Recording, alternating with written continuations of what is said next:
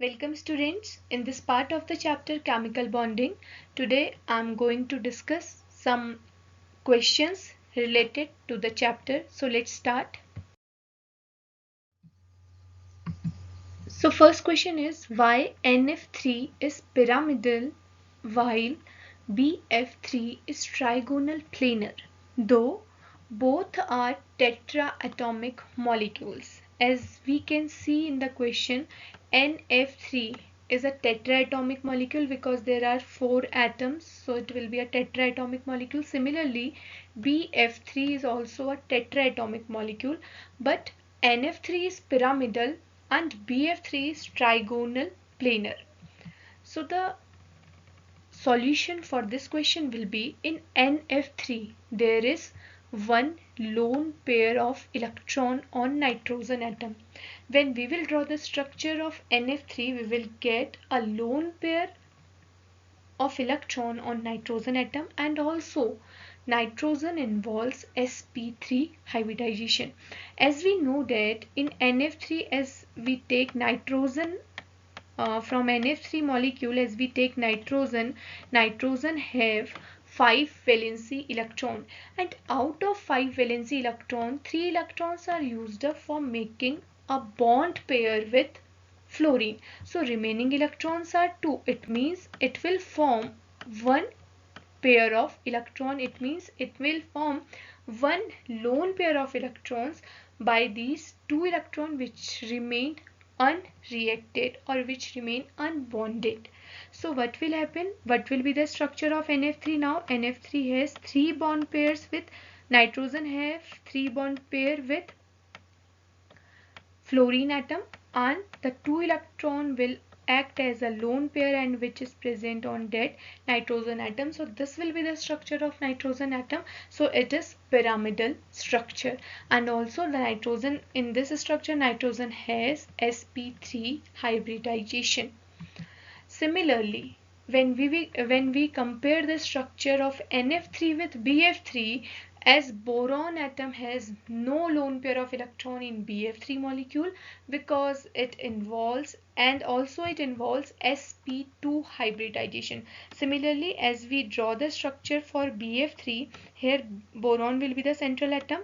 As we know that the valency electron of boron are 3, and while making a molecule BF3, all the 3 electrons of boron are used up to make a bond pair with fluorine atom. So they will show a trigonal planar geometry having no lone pair of electron on it.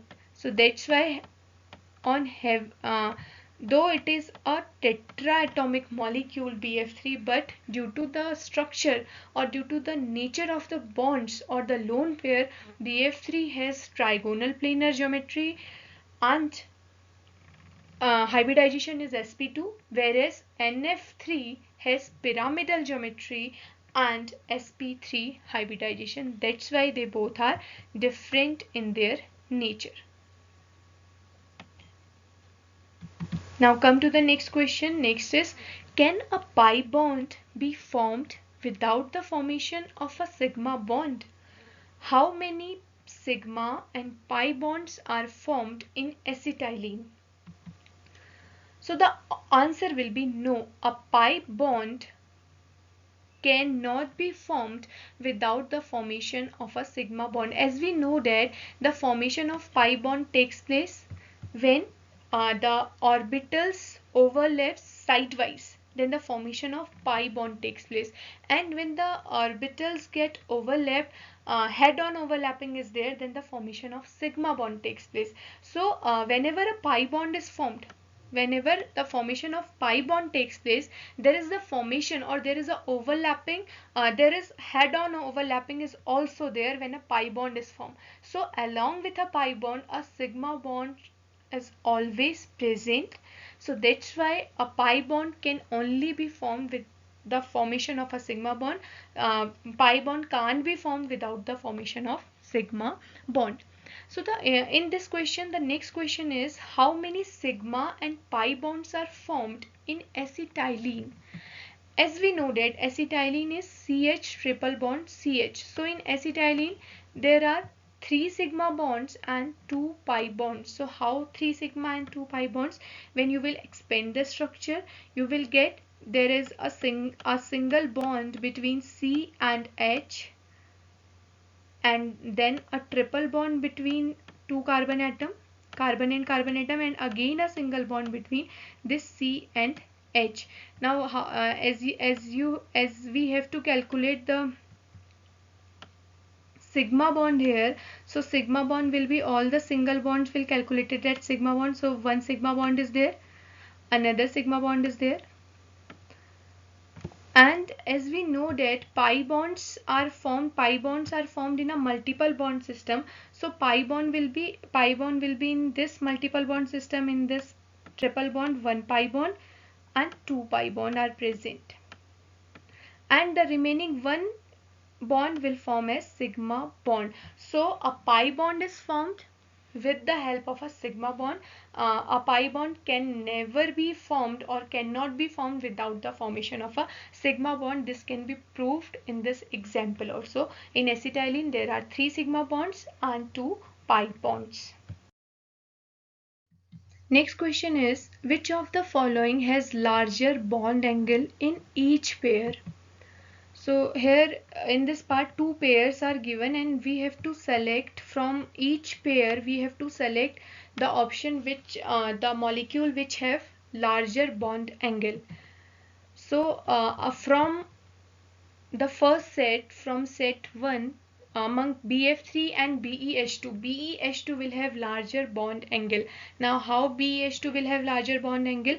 As we know that BeH2 shows linear geometry and BF3 molecule shows trigonal planar geometry. So BeH2, as it has linear geometry, and we know that for linear geometry the bond angle is 180 degree, and at the same time BF3 is showing trigonal planar geometry, and for trigonal planar geometry the bond angle is 120. So in set A the highest or the largest bond angle will be of BeH2.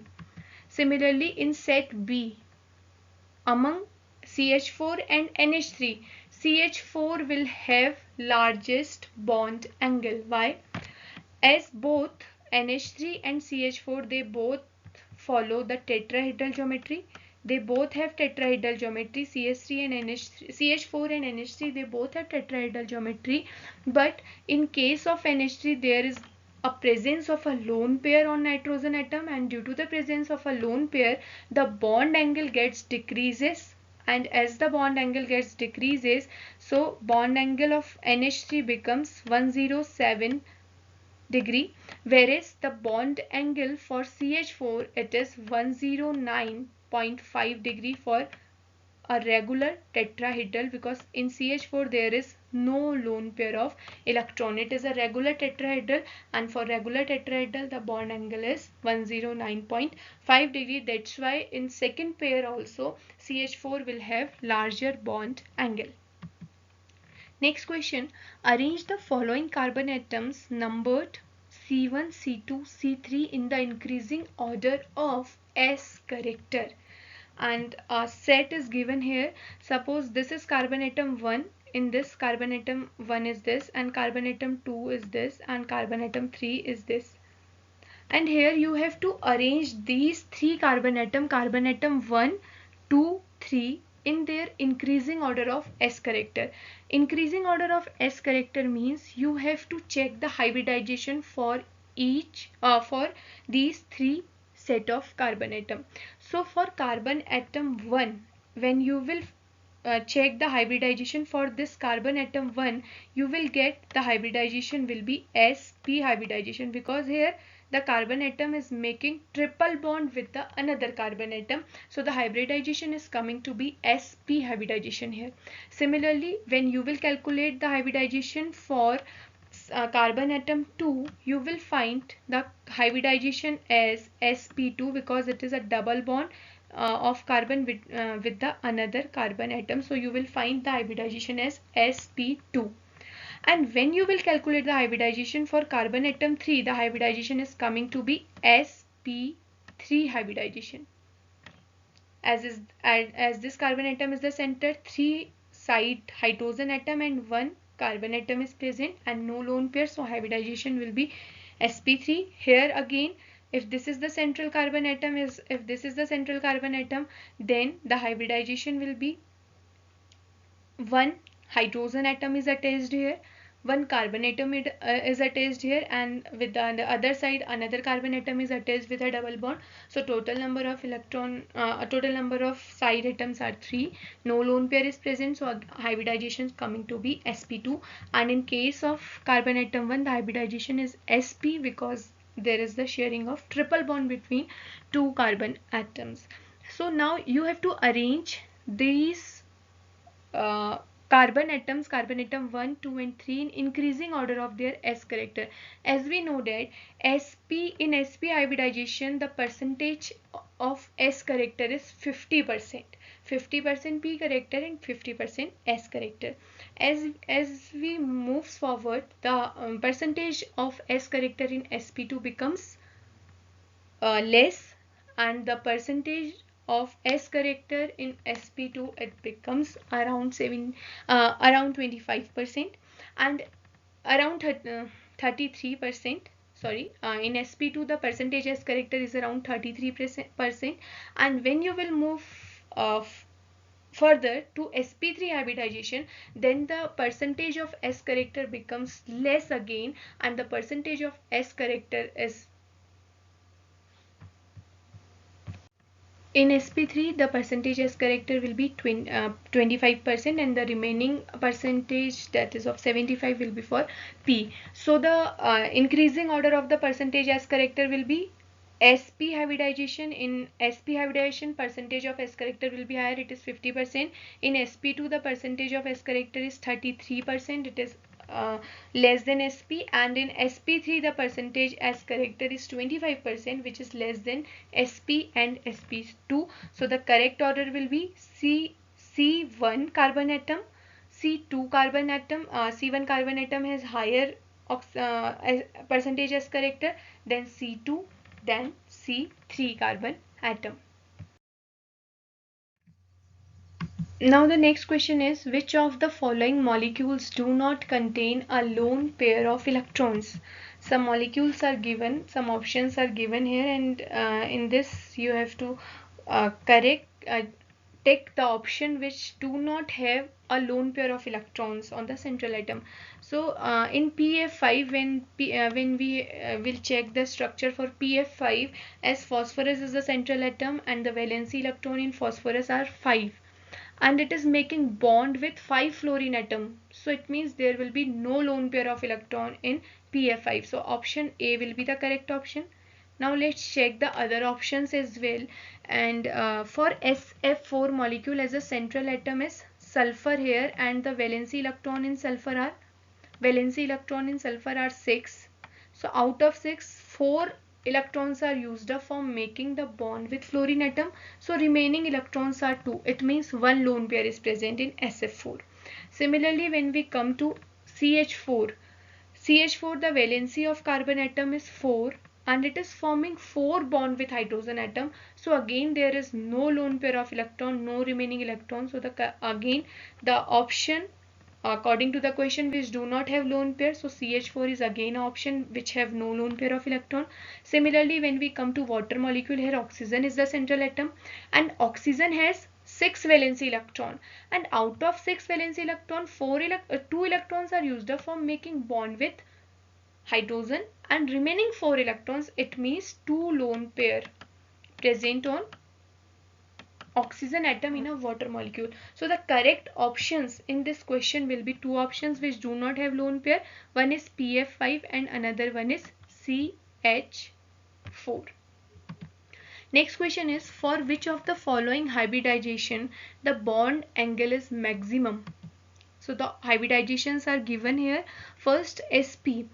When we will check the structure for sp hybridization, the geometry for sp hybridization is linear, and the bond angle for linear type geometry is 180 degree. Similarly, for sp2 hybridization, the geometry comes to be trigonal planar, and for dead geometry the bond angle is 120 degree. For sp3 hybridization, the geometry is tetrahedral geometry, and for tetrahedral or for a pure tetrahedral, the bond angle comes to be 109.5 degree. It comes to be 109.5 degree. When we will come to sp3d2, this hybridization is for the geometry, octahedral geometry, and for octahedral geometry we know that the bond angle is 90 degree. So among these hybridization, the maximum bond angle is for sp hybridization, which is of 180 degree because of its linear geometry. Next question, in which of the following compounds all the carbon atoms are sp2 hybridized? Options are pentane, propene, benzene, butane. So to find out the hybridized orbital in these options, we have to draw the structures, or we have to go through the structures. So for pentane, in pentane, because it is a ethane type molecule, it is a alkane. So in alkane, all the carbon atoms are present, or all the carbon atoms are joined through a single bond. So for a single bond carbon atom, the hybridization is sp3 hybridization. So in this, all the carbon atom should have sp3 hybridization in pentane. When you come to propene, propene is ch2 double bond CH3. In propene, two carbon atoms are showing sp2 hybridization because of the connection with a double bond, but the another one is showing sp3 hybridization because of one ch3 is because it is attached with 3 hydrogen atom and one carbon atom. So that is showing CH3. So in this, not all the carbon atoms are sp2 hybridized in propene. Now when you come to benzene, you will find in benzene all the 6 carbon atom and hydrogen atom, they are connected with a double bond. CH2 double bond CH2 in a ring, they forms a ring. So all the carbon atoms are connected through a double bond with the another carbon atom CH double bond CH. So for benzene, all the carbon atoms are hybridized as sp2. They will show sp2 hybridization in case of benzene. Similarly, when you come to butane, again not all the carbon atoms are sp2 hybridized. Only two carbon atoms, which those who are sharing a double bond with each other, only those will show sp2, otherwise other will not show sp2 hybridization in this case. Come to the next question. The structure of IF7 is trigonal bipyramidal, octahedral, pentagonal bipyramidal, and square planar. So when we find out the structure for IF7, since here the central atom is iodine, and we know that in case of iodine has 7 valency electron, and out of 7 valency electron, all the 7 electrons are used up for making bond with fluorine. So no remaining electrons are there, it means no lone pair of electron.